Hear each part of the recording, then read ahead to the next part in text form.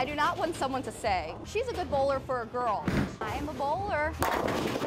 Bowling runs through the Morlock family blood. I've been bowling since I was 3 years old. It's fun. Bowling is a very interesting sport because it takes a lot of concentration, it takes a lot of consistency, but at the same time you need to be able to adjust to the different types of lanes.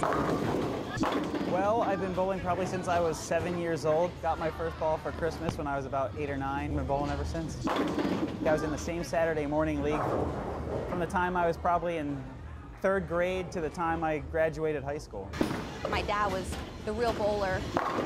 My father passed away a few years ago, and he was my coach. Getting back into bowling makes me feel closer to him, and each day that I bowl, you know, it makes me think about him. I have one perfect game in my life. I bowled it in my league when I was 17 years old. I got a ring for it.